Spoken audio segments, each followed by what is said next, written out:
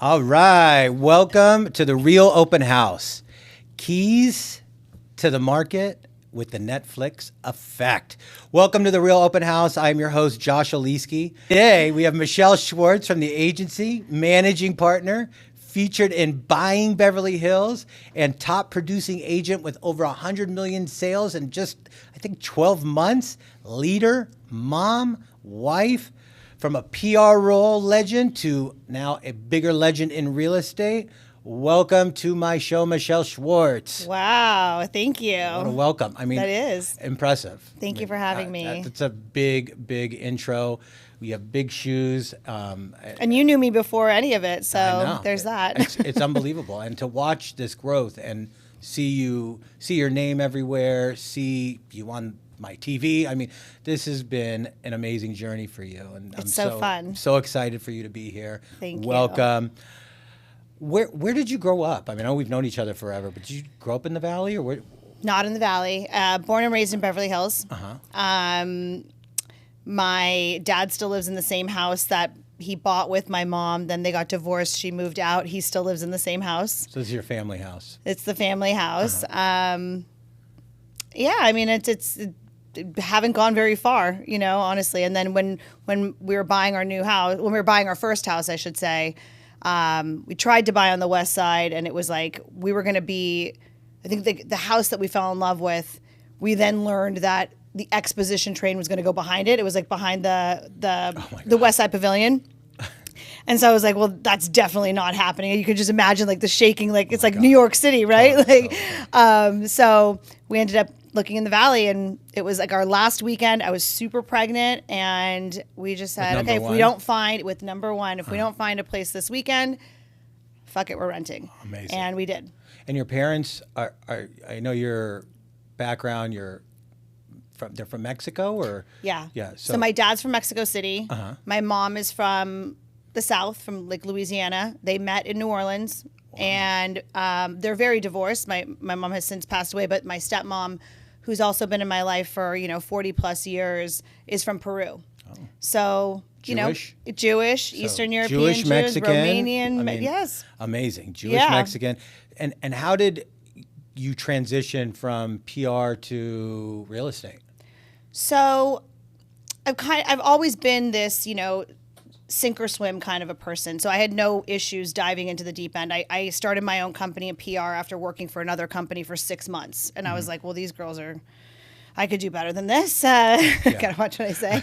I was like, I can do this, and I can do better, and I can be, I can do it in a better way. So I think when I recognized, I had my own company for several years. So I had to hustle to find the clientele, right? So it was the grinding, the schmoozing, the how do you differentiate yourself? How do you make sure that you're not just like a pretty face that these guys want to, pay money to hang out with as a publicist for their products, whatever.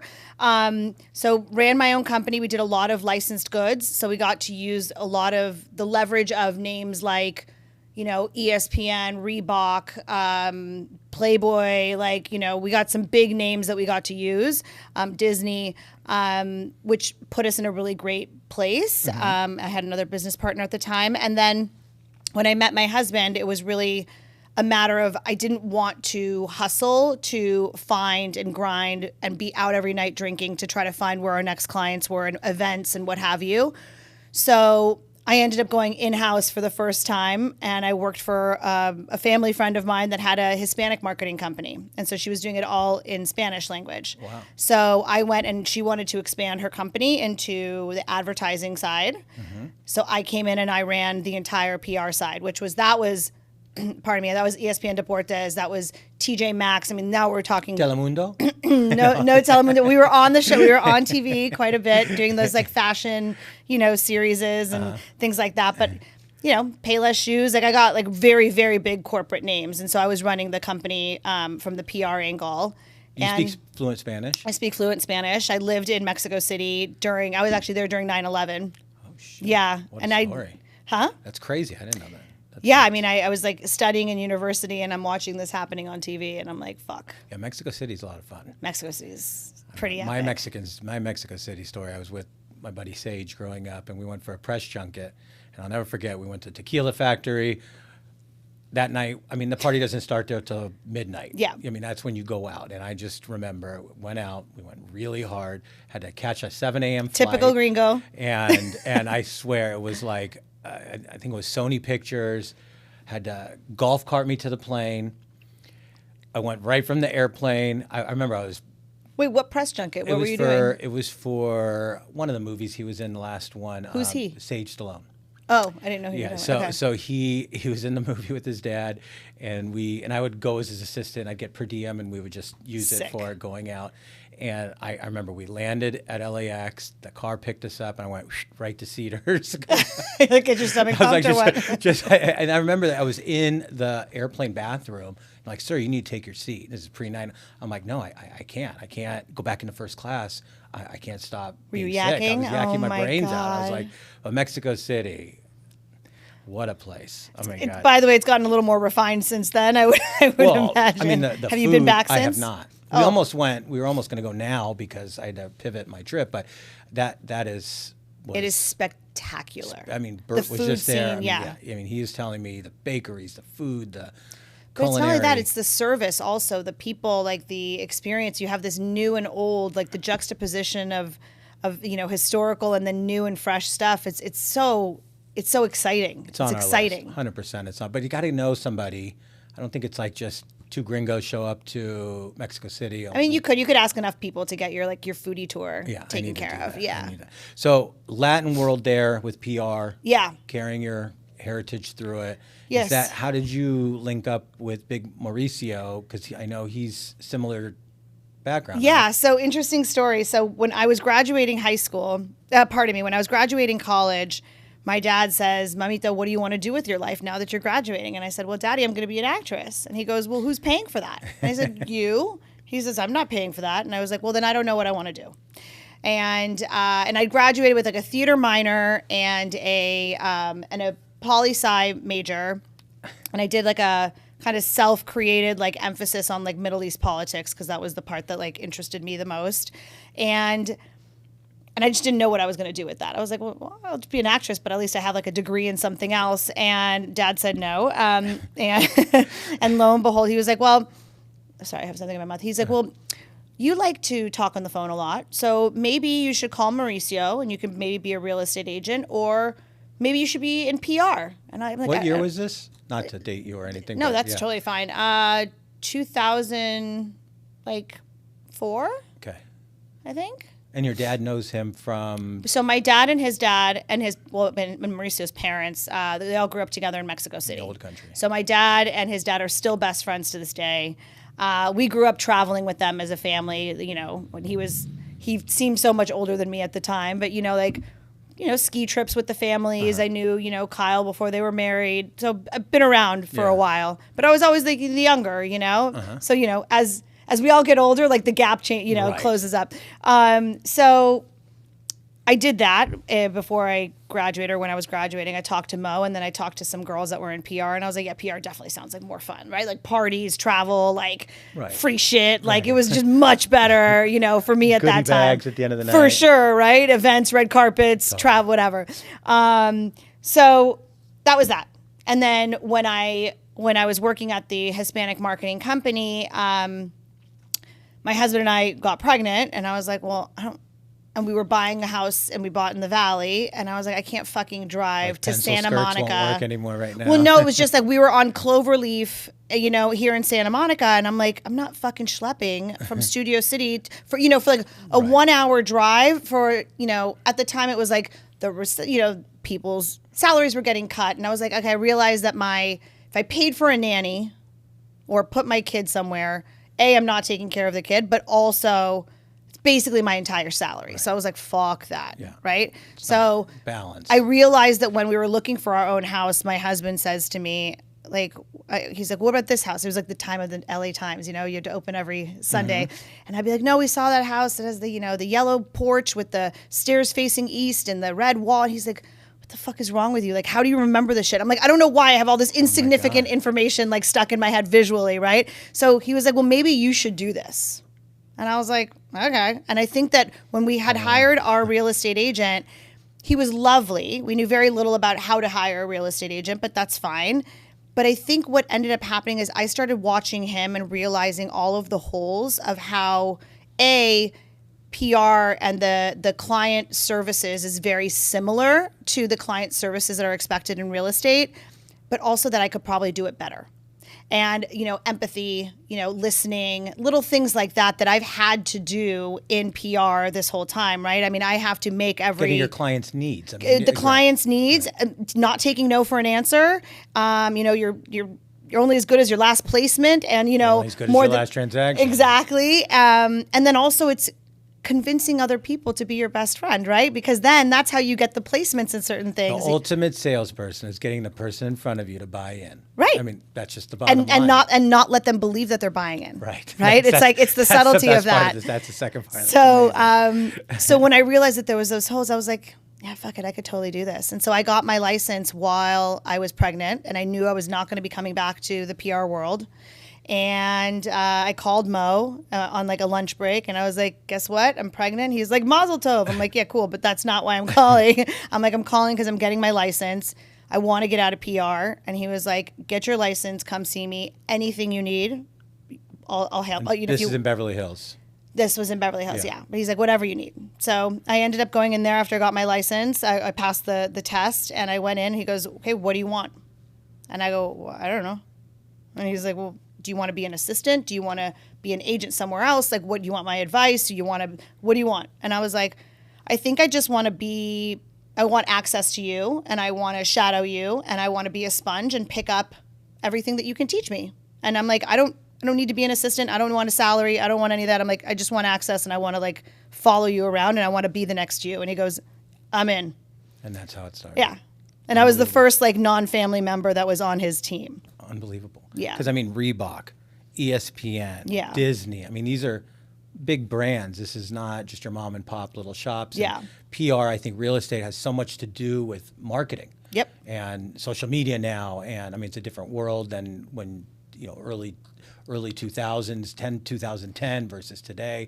Viral, social media clips, I mean, podcasts. Yeah. These things didn't exist. So marketing today is such a different marketing world, and I've watched the marketing pivot with real estate agents and mortgage guys, how to be successful, and somehow you have used your past world to make yourself grow here, which is amazing. Did you think that you would build this powerhouse back then? I mean, I know you're a go-getter and you're positive and you probably manifest every day of your success because I know you're number one no matter what. It's not that. It's actually much more simple. It's like, for me, it's if I'm going to take time away from my family, my friends, or whatever, like I better be doing a really fucking good job and do it at a high level. It better be worth it for me to be missing out on certain things. Right. Yeah. But I feel, knowing you as a friend first, I think you don't sacrifice.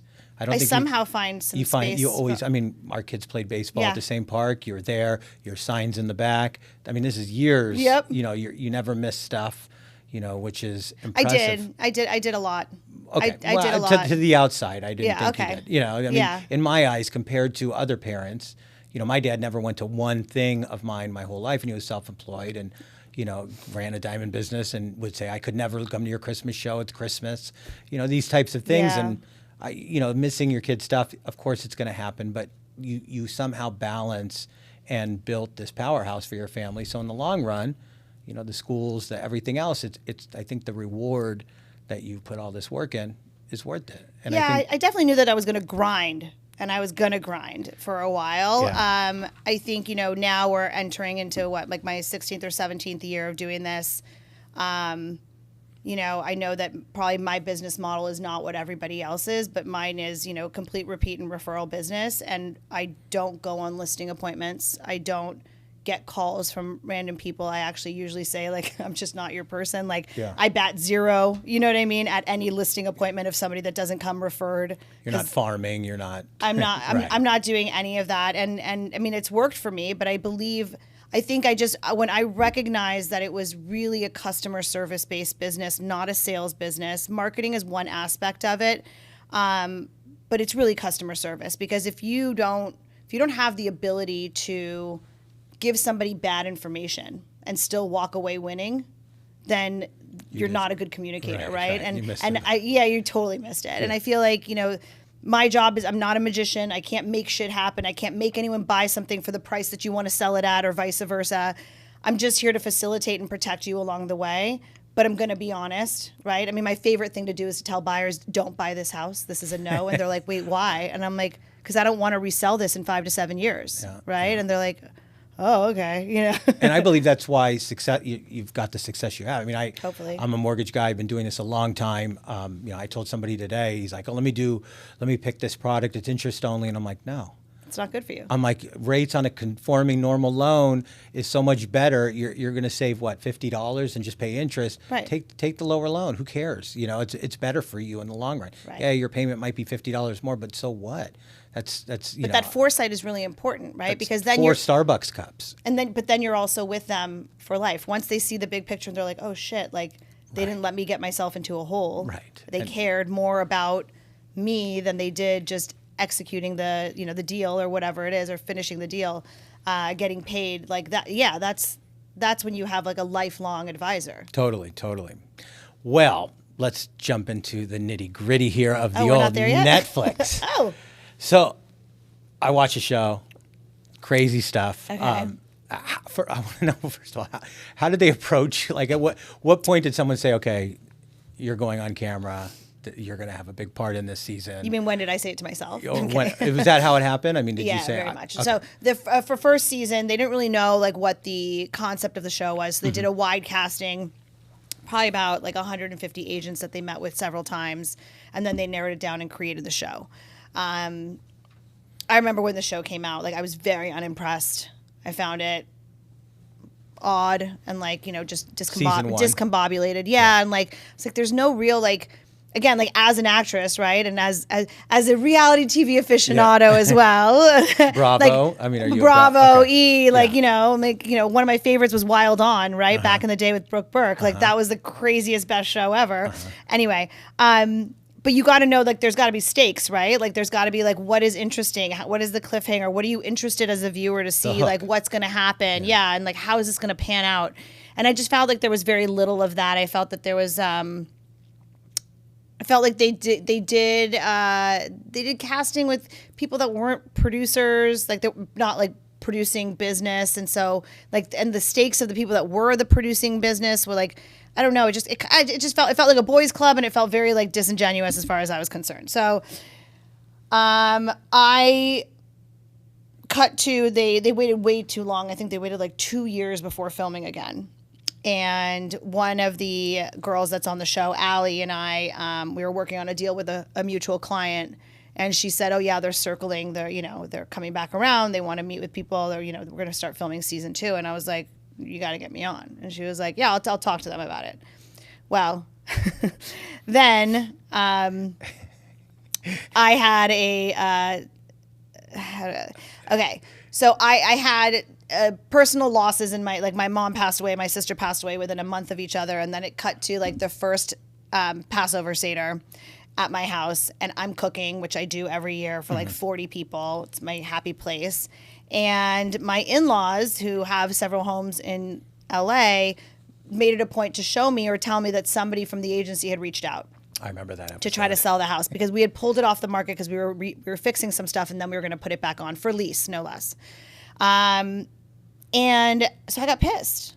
And I was warranted. Get one in your book of business. Well, I'm like, we have the same fucking last name. Like, it's not even like that complicated, like you can just do like the number, the math is there. So in the emotional state that I was in, like in real life, in the emotional state that I was in, because my first Passover without my mom and cooking and how, and I was stressed and all that stuff, I ended up calling and fucking abusing her. Was she under you? I mean, is she in your office? I had never met her before. I didn't even know who she was. I didn't know if it was a male or a female, right? I mean, Tyler, I had no idea. So, so I just kind of went off on her. Didn't really give her a chance to even was this on breathe. camera? No. So that was that. This was my holy fuck. Yeah. Here's real drama, right? Yeah. Like more like, That's you real want to stuff. see drama? Let's go with drama, right? Right. Like this actually happened. So the next day I went to my office on my like desktop computer and I filmed myself with like a QuickTime film or whatever it is Of this? of myself ranting for about 6 minutes straight about why season 1 was terrible. What actually just happened, and this is real conflict, and 3, why it is that you need me on the show and what it is that I can bring to the table. Stop. And I it. sent it to Allie and I said, just forward it. I didn't edit it. I didn't even watch it I one have time. the chills. I can't. I was just like, fuck it. You are, are you? And the next day they had me in studio. And all of this was behind Mo's back. He had no idea. No one knew. Allie was the only one that Did he knew. have creative control over this at all, or? I don't know. I mean, No. I think he's an executive producer, but Yeah. I don't think he had like creative control. Oh my! And then I was on one. I was like literally like hyped up on my own like like all the psycho shit that's going on in my life, and I was just like, fuck it, right? Like, Oh my God! I was in this kind of like, you only live once, like, you know, like, to hell with it, burn the whole house down if Listen, we're your going book down. of business, regardless of family, it's your sacred book. True. And when you're cannibalizing internally, Right. You know, we have this problem in mortgage, you know, because you can pull title reports, you can see who's Joshua Lee. I mean, now technology, I can look up who's closed what. I can see every Yeah. deal you do. I can narrow it down to the buyer's name. I mean, I call him my fish finder. You know, I can see every person you deal with. I can see every person I deal with. Respect that. Yeah. You know, even when I do cross qualifying for other agents and the other lender calls me, I always tell them, you know, I'm not trying to steal your client. Right. I'm helping my agent. Right. Making sure it's a qualified buyer. I'm not trying to take your food out of your children's mouth. Just give me the DU, give me your approval. Yeah, send let me me just some take a look at Let it, me just yeah. take a look and give the thumbs up and have Right. fun with your loan. If you can't do it, I'll get it done. You know, I'll be the Ray Donovan and close this Right. thing up. But I will not, you know, it's so sacred, your book of business. So and then it's your in-laws. Right. Which of course is not going anywhere, but No. but it's the principle behind it, right? And it looks bad. And I think, you know, also being a managing partner, like I run 3 offices, about 140 agents, right? Like we have it. My agents in the Valley are a lot of those farmers. Like they're the ones that are farming and mailing and doing letters and text drops and voicemail drops and all that stuff, which can become extremely annoying to other agents to the point where I know that I've had to have conversations with my agents to say, hey, even fucking Billy Rose just texted us saying that you reached out to his client. Like, you need to back the fuck up, right? Like, you need Do to that call, extra like scrubbing step. your list. Yeah, do the extra step. So we had that business model already in play, and then I was like, but you're not even following it, and that's my family on top of that. Like, you're supposed to be like, we all are on the same team to be doing And it this. looks bad when and it you're- looks bad, it and it looks feels bad, right? Totally. So my God. so I kind of just went to them on my own and really just I made it happen. And then when did I know is when I told them that I wasn't going to keep filming for free and I needed a contract. And So then in the beginning, it was a little. it was like, let's film and see how she is on camera, how she does, you know, set up a couple conversations, like, you know, really kind of tee it up. You know, Mo and I did a listing appointment together, which was already something that that was something he had referred me. Is Like, that the basketball player's house? yeah, he had actually referred me many, many years ago when we were still only in Beverly Hills before we had a Valley office.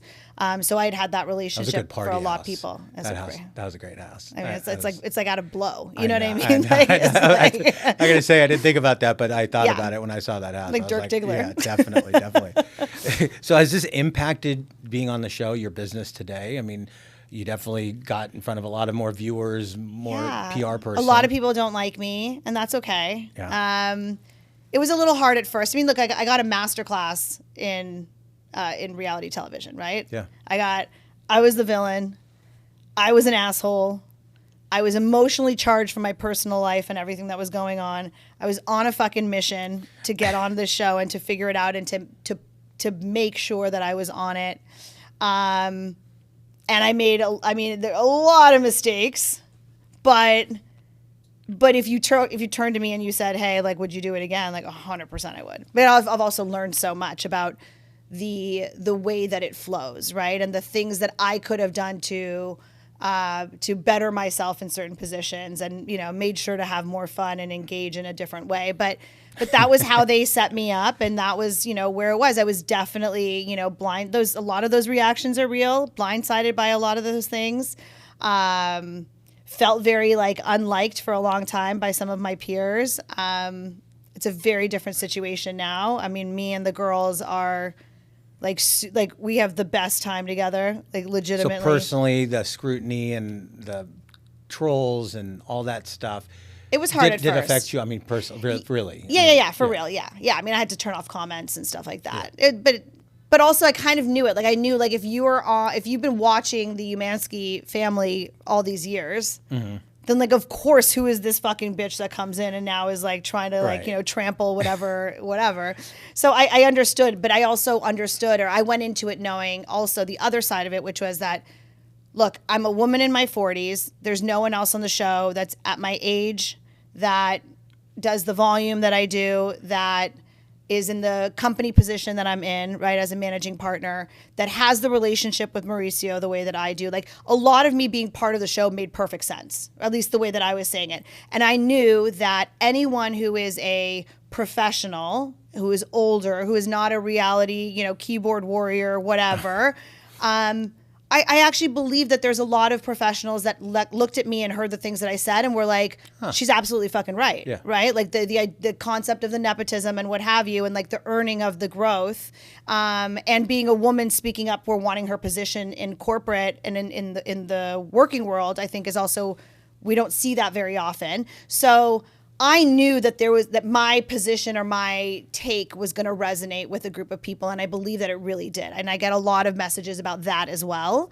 So I knew that that's the thing about reality TV, is you can't be for everyone, and that's totally fine. And look, since I got remarried, she loves Bravo. So now I watch all the Housewives, Salt Lake City. And every season it's a different person that's winning and losing and whatever. It's unbelievable. Yeah. I mean, Below Deck, Andy Cohen is just a genius. I mean, this whole, there's podcasts. I listen to What's Crappin', all these shows are just you can't turn it off. No. And it also is TV. It's also how they want to make good TV, no matter what, so what is the most shocking thing that I think you got out of that, besides, so sometimes when I have to do public speaking, I will record myself before I go on stage, and I will watch myself, because I think it's important to see yourself, because you never do, you know, and I've definitely, ChatGPT has made me a much kinder person, 100%. I mean, there's people I send emails to and they're like, God, Josh, you've really grown up. You've really matured in your professional world. I'm like, I sure have. I'm really tamed it down. So, did you learn what? Well, there's one thing that was weird is I realized that I cock my neck. I'm like, I did a lot of the cocking of the neck, and I was like, noted. Okay. It's like the ums. People say a lot of ums. Or and it's super frustrating when I watch it or if I do it. And it's like, my God. You gotta check yourself. Yeah. It's like when I say, there's things I say that I try not to say it seriously or for real. It's like it's carrying totally. on. So the cocking of the neck was definitely it. And then I think also, I've known this about myself, but it's definitely not something that you would ever really film yourself with, which is, I have a very masculine energy in the way that I take and grab my life by the horns, so to speak, right? And is it masculine or just strength? I mean, because it's I feel I don't know. It could be both. Because I don't feel masculine energy, but I feel just strength, and I always have felt that. I think it's just shouldn't be mixed with men or masculinity. Yeah. I think it's just a boss. But I'm harsh, and that's I think what.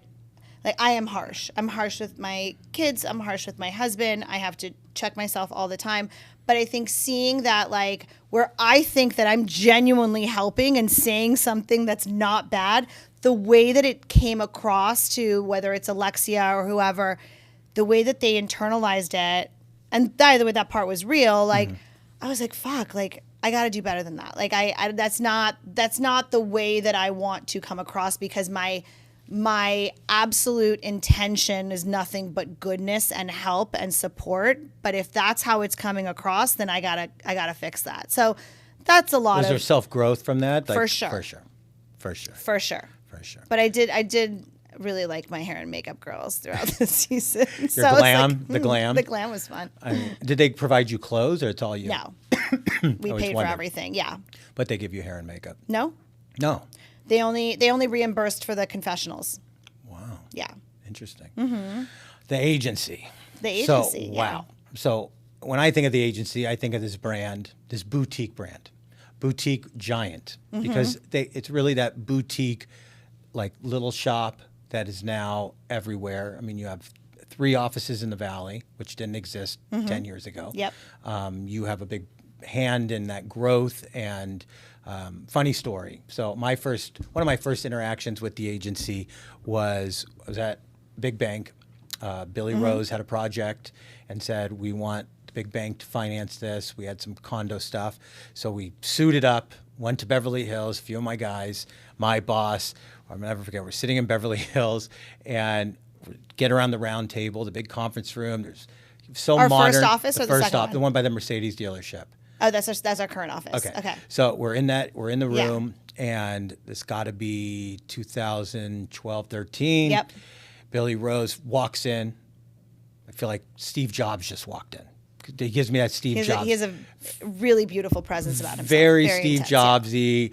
And he sits down, and I go, oh, it's really nice. He goes, before we start talking, everybody take out your cell phones. I'm like, what? Oh, okay. Take out I don't know if he's done this with you or you've seen him do this. No. Take out my cell phone. He's like, everybody unlock it, open up your contacts. And I thought he was going to say put it on vibrate, which it already was, out of respect. Go to your contacts, go to the very bottom of your contacts, and everybody go around the table and tell me how many contacts you have. Oh, interesting. Very interesting. And I'm like, okay. And I remember I had like 3. Now I have like 7,000. Now you know to look for it. Now I know to look for it. But like I think he had 13,000 or 15,000 contacts in his iPhone. And we went around the room, and some people are like, oh, 400, like my team. And, he just went on about how important, before we get started, and I'll never forget it to this day, how many contacts is who you are. And in this business, having the more contacts and talking to strangers versus not talking to strangers is so important, and how that database is everything you got.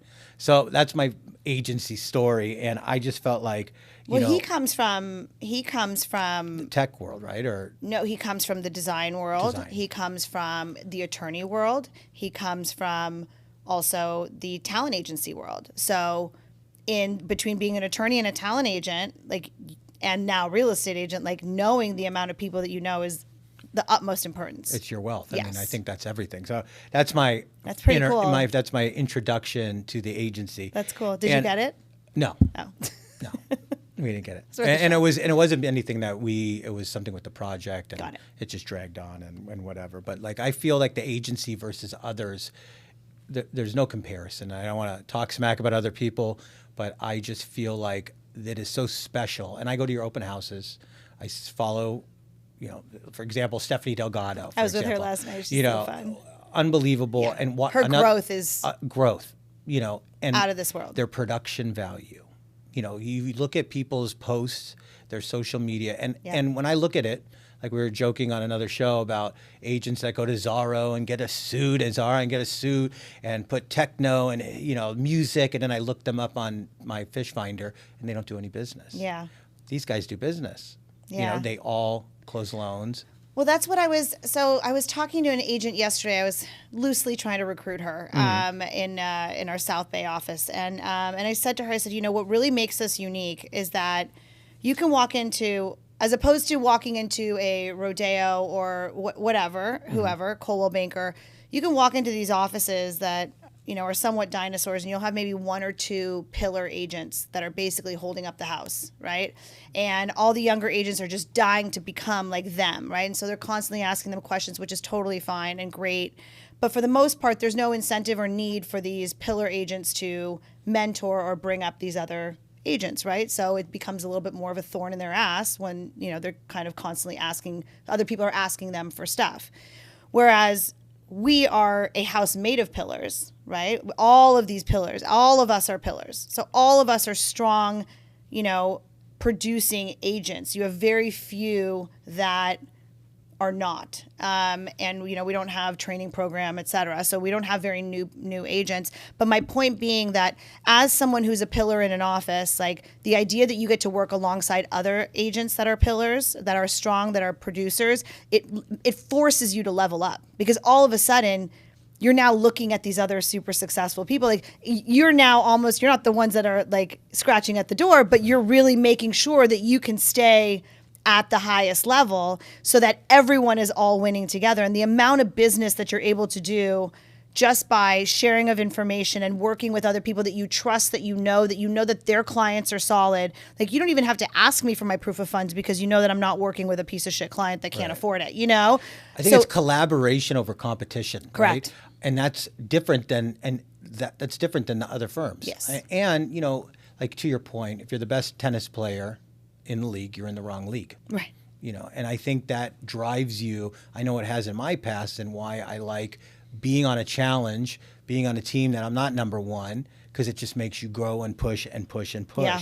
I mean, the agency's grown to over 2,000 agents worldwide. I mean, how many? Oh, more. About 2,500. I think so. Yeah. That's crazy. Yeah. Over 150 offices. But we're a boutique brokerage with a global reach, right? So like you're in Europe. We're in Europe. We're in Mexico. Islands. I mean, it's. Yep, the Caribbean. And I think it was a very organic growth versus some other firms in LA that are just opening offices, taking anybody and everybody at like trophies on the wall. Yep. And we're not gobbling up other offices, right? Like these are genuinely agents that want to see the value of the brand, that want to be, an ambassador of the brand in whatever area that they live. But there's also expectations of what kind of person you're going to be. Which leads me to my next point of the white glove. So when you're meeting with your senior team, your executives, the owners, the managing partners, what is the conversation like about white glove? Because you guys are beyond white glove. I mean, I just closed a deal with Bianca and Adriana in Beverly Hills, and we loved each other. It was my first deal with them. They called me on a Sunday and they're like, I can't believe you picked up. I'm like, I'm actually at a bagel store in Phoenix, picking up stuff for my in-laws. They're like, I can't believe you picked up. And I'm like, this is what I do. And it was one of the best transactions because they were just real. And there was no finger pointing, and they just wanted to take care of their seller and even my buyer. I mean, there was no shadiness, that level of white glove across the board, the professionalism with the lender. Also allowing everyone to do their job, right? Do your job, and it stay in your lane. Stay in the lane. They just wanted to make everything perfect. And again, that's a culture, and I hate using that stupid word because it got played out. But the culture of that white glove, how are those meetings to keep that? I've never heard one bad thing about an agent at the agency. Like, I'm sure there has been. Sure. Can't Me avoid on it. TV. Right. Kidding. But it's unavoidable no Sure. matter what. But again, what do those talks look like to keep that level at the agency, at that pristine Neiman Marcus versus Macy's?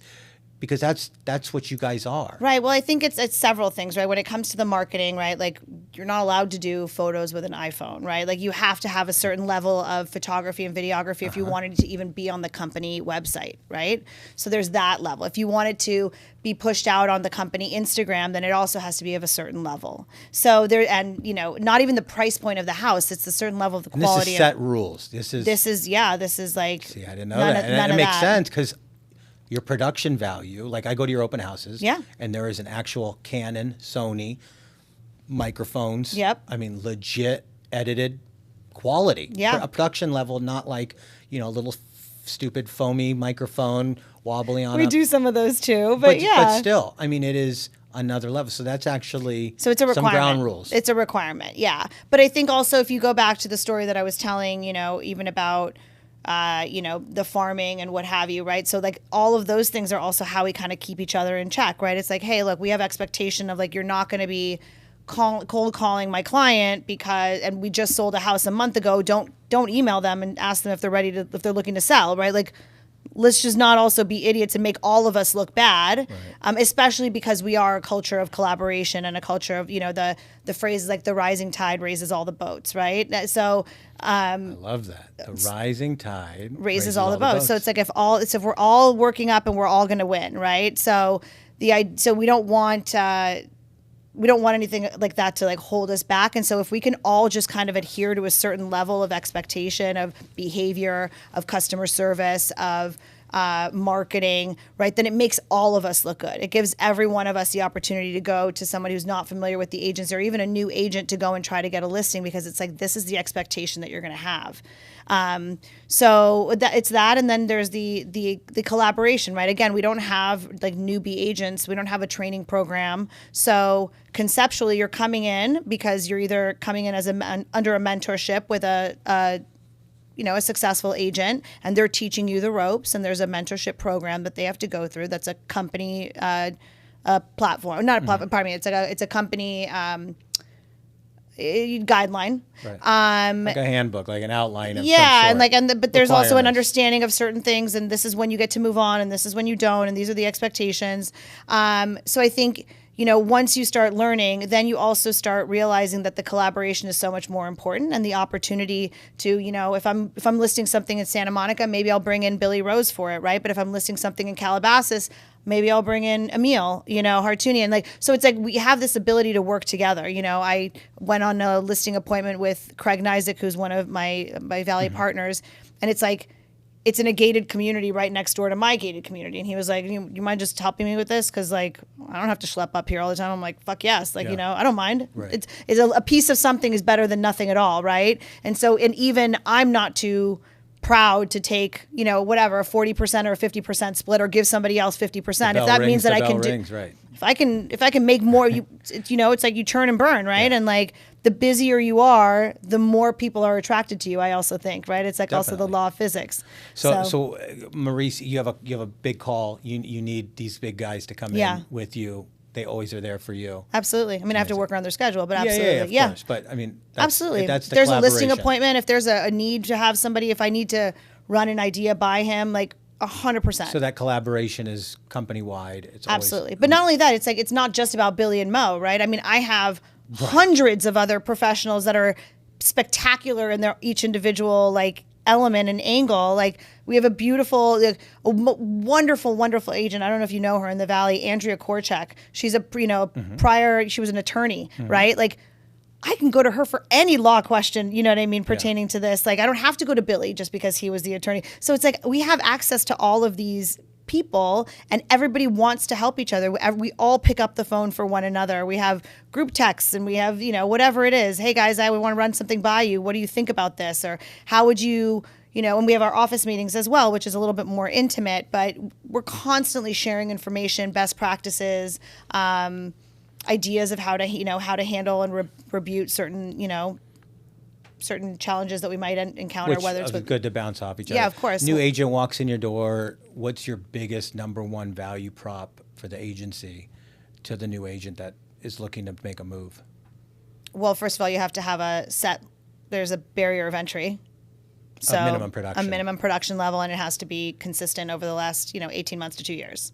So that's check one on the list. Absolutely. I don't want to babysit. I mean, the liability is too much, to be perfectly honest with you. And you've got such a good reputation. Why? Well, look, I'm producing, and I'm a managing partner. Emil, Craig are exactly the same. We're the top producers in our offices, but also we're managing partners. We have a sales manager that, thank God, can help the agents with it, but I don't fucking want a headache of some newbie who doesn't know what they're doing and is like, going to be knocking on my door asking every day for help. And I'm like, why are you even here then? Like, you shouldn't need, if you're going to be part of us, you shouldn't need that kind of hand holding. If you do, we should be, let's scale this back and go into a mentorship program, right? Whether it's with me or with somebody else. But it's that, and then it's culture, right? Like, how do you think, what do you think about sharing information? What do you think about teaming up with people? Are you like this? Are you harboring, or are you like open and, want to learn and want to absorb and want to be part of something that's bigger than yourself? I think if people that come into our offices that ask immediately about split, they're not our people. Because our splits are not necessarily the most favorable. You can go to Rodeo or Keller Williams, and you can get your 100% split after your first 17,000, and then you got your 100%. Great. They do nothing for you, right? The brand does nothing for you. They're Macy's. Yeah, I mean, at it's great if best. you have a clothing line and you can get to Macy's. Yeah, you'll sell a lot of stuff, but you're still at Macy's. And you know? and you're no in, disrespect and there's to no Macy's, but- merchandising, right? You're in the rack with 150 other different brands, That's right? And the schmanta business. So you started in Beverly Hills. Forget about the price points. Okay. Are you happier in the Valley? I mean, do you love the real estate business in the Valley? Because I know inventory is tough. I mean, the West Side is. Yeah, I do both. I straddle Mulholland. Right, yeah. Straddle Mulholland. I do both. I mean, my higher ticket typically is on the West Side, but my volume is on the Valley side. So for me, like, I don't care. I mean, I'm born and raised on the West Side. I'm born and raised in Beverly Hills. Like, I can do this I go down streets and I'm like, oh fuck, high school party was here. That was a good one. You know what I mean? When and the you're helicopters came. yeah, right. And like the ghetto bird and like, so, we have all of these memories and nuances. And so I think it allows me to be a lot broader within Los Angeles and feel like I can serve. But at the end of the day, going back to what I said earlier, is I'm in the customer service based business. So I will go where my customers are, and they know and they can trust me because they're going to get the best service possible, and they're going to get honesty, and they're going to, it doesn't really, I'm not a neighborhood specialist. That's not what I am. And I think that those days are gone, if you ask me. I feel like the neighborhood specialist, because I look at people's numbers as well, right? Outside agents. And the ones that I find that are like the neighborhood specialists, the people that have had the same headshots since 1982, the people shots. prom shots, glamour shots. I mean, even like Z Cavarici, you know what I mean? Like, totally. So like those, I feel like those people that have not changed or evolved or developed, they're doing the lower price points. So great. I'm so glad that you're farming this square and you're capping out at $1.2 million in sales, right? Because God bless you. Well, but there's no growth there, right? How do you and you're doing the same amount of work than if you're going to try to sell a $4 million house, and like there's no growth there because you're only relevant to the people that are on their way out that have been there for a long time, right? The elders or whatever. So it's stagnant. It's not it's not getting to that next level. It's not That's right. going to the next level of the tennis match or whatever. Yeah. So you're a loyal friend, you're a loyal human, I think, very, very much. Your team, your stagers. Talk about your team that helps you and your support staff. What does that look like? Lean and mean. I tried to do the team building thing, and it's definitely not for me. You guys saw how I manage people, right? Yeah. I'm kidding. It's not for me. And I think the problem that I have is I have an issue finding people that have the same level of work ethic that I do. Right? Meaning they're going to answer when they're going to answer. Like, we're not sitting here, we're not a clock in, clock out kind of a thing. This isn't, I don't want to hear that, I have to go do this. Like, just give me the answer. I don't need to hear what the problem is. You know what I mean? Like, I'm a problem solver. Ask what time it is. Don't tell me how to fix a watch. Correct. Yeah. Right. Exactly. So I found that when I was trying to build this team, I found, honestly, it was like everybody was on the tit. And I was like, this isn't like, why is this helping me? Like, I can just do the fucking work myself. I don't need to farm it out to you for me to do it, and then you're upset because you're not bringing in any other business. And then you come back to me and say, well, what's next? And I'm like, no, dude, like, that was my biggest challenge going into leadership and management. Yeah. Was expecting them to be like me. Right. Even in relationships. I mean, that's the hardest thing in personal, professional. I want you to have that level of ethics that I do, which and commitment. I answer my phone 7 days. If I don't answer the phone, I'm either asleep, going to the bathroom, and that's pretty much it. Well, I have my PR, like my old like marketing and PR like thought process, right? Which is like and my girls know this, like we return a call or a text at least within the hour. Always. Yeah. Always. Because I want to call back. I mean, that's correct. Like I want to text back. If it goes unread, I'm like, you saw, I know you were busy yesterday. And I'm like, okay, I'm going to text you just again. making sure, right? Like, hello. Just text me, Yeah, know? totally. But it's so important because you have to, I think that the only way to be successful is to be that way because that's what I want. If I call somebody, they don't call me back, or if they're late, you're like, fuck that. It drives me bananas because I'm never late. I'm late if I'm 5 minutes early. That's my shit. That's how I was brought my dad. But crazy. So lean and mean. Lean and mean. So we have one director of ops, Katie, who is the assistant. This is just your team. It's just me. Yeah. Okay. So we have Katie. She's been with me now for like 3 years.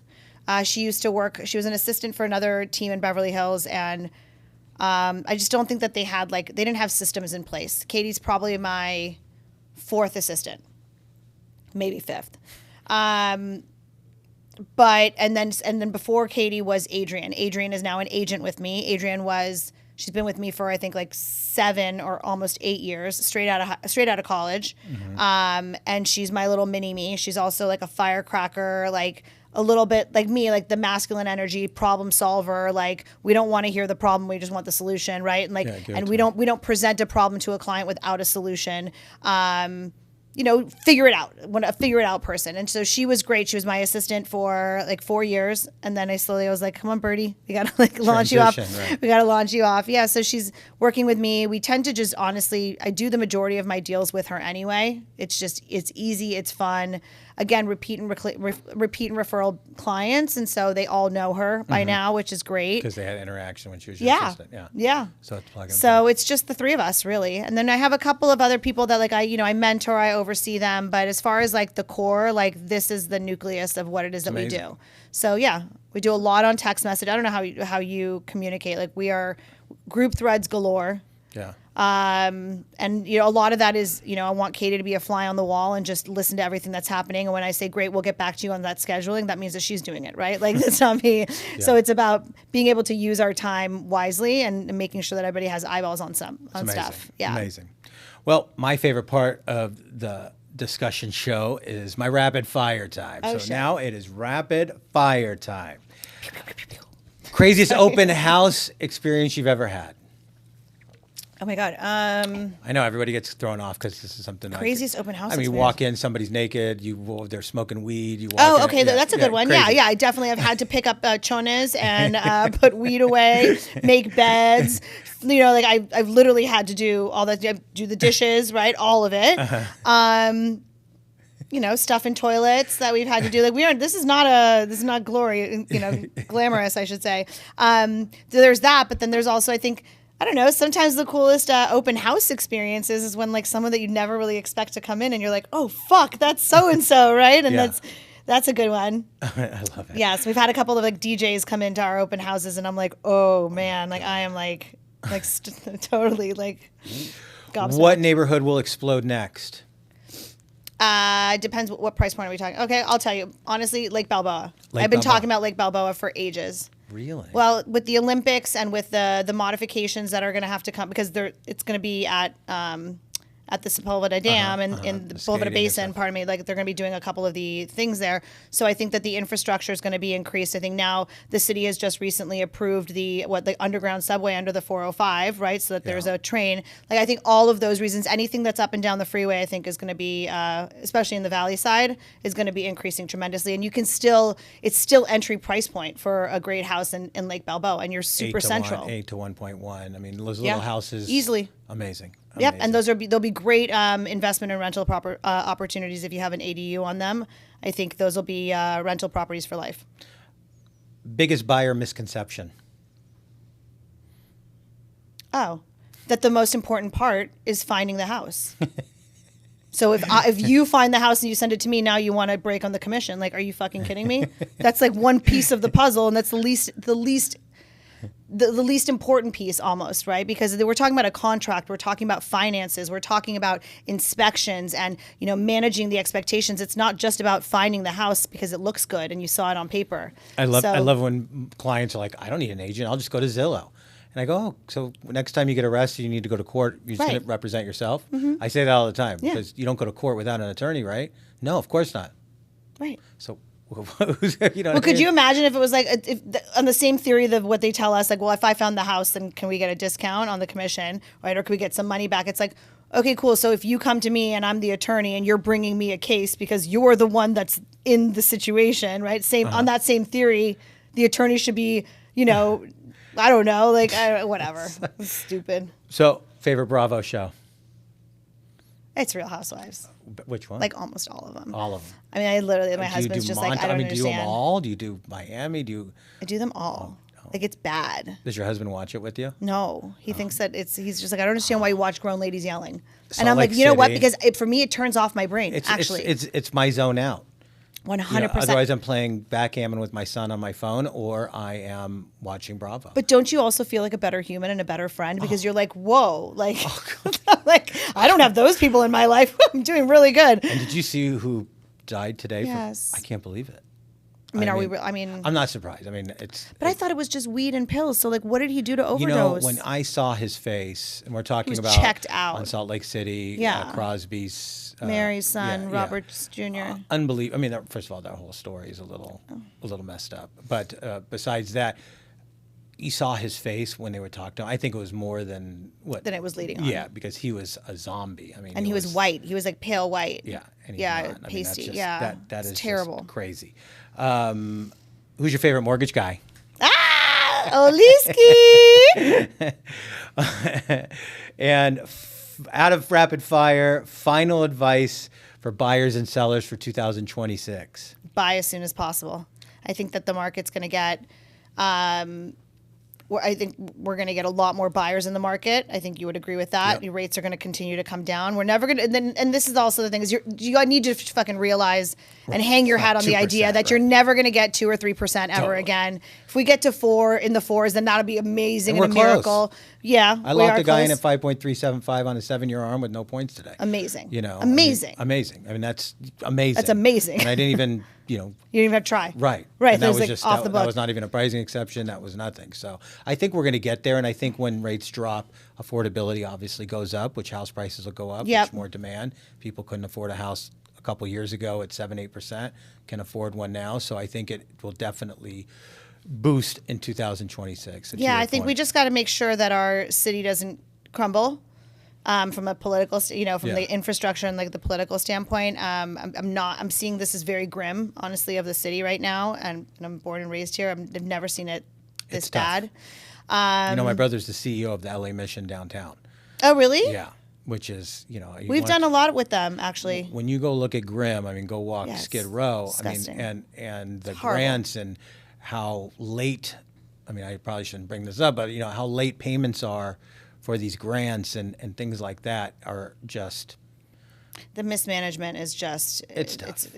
It's definitely tough. So, I mean, I think Los Angeles is, from a real estate perspective, I think that we are a very unique market, right? We are a market that has many, many different industries. We're not hanging our hat on one particular industry. And so that, I think, lends to constantly people coming and going within Los Angeles. So I think we're always going to have a robust market in that sense, different than like whatever Detroit when the car, business, so it's like we're not as tethered to one particular industry, but I think the Hollywood industry and the effects on the fact that we don't have as many filmings and and shows and the taxes and the approval processes, it's affecting a lot of people that are the bread and butter of this city, and it's really, really sad. Billionaire tax, the ULA tax, like the idea that like.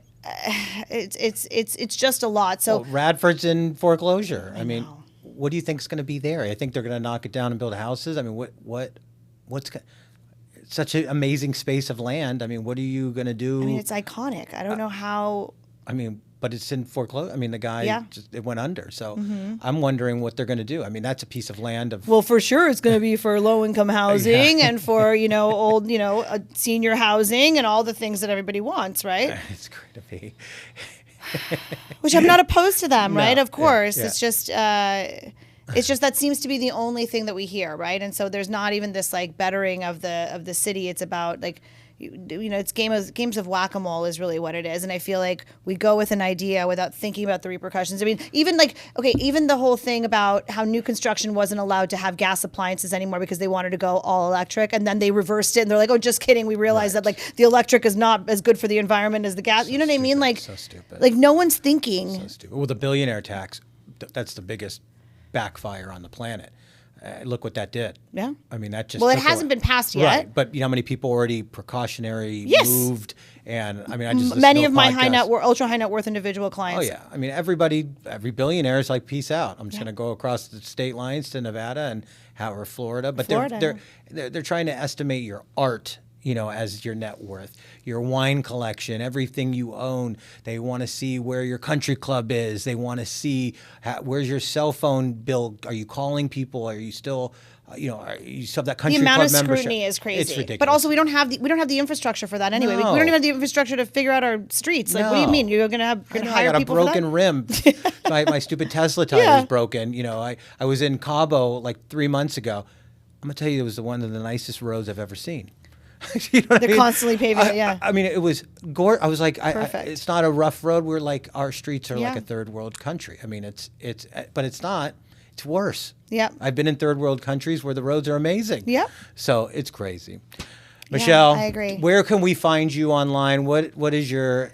So mostly on, I guess Instagram is usually the easiest way. At Michelle Schwartz Realtor, and yeah, sometimes on TikTok, but not really. So yeah, Instagram is the best place. Well, yeah. again, I thank you so much for being on my show. I mean, you are an amazing you. woman. I learned so much about you today that I Thank didn't you. know. The show, all this wonderful stuff, and I'm a big admirer from afar. I always have been, and you are incredible. Thank you. I'm a big fan of yours too. I hope everybody subscribes to my show. We're at the Real Open House on Instagram, on TikTok, on YouTube. So if you're watching this on YouTube, you hit subscribe right below. We have a bunch more shows dropping with some crazy guests. And thank you for tuning in today, and I appreciate it. Thank you.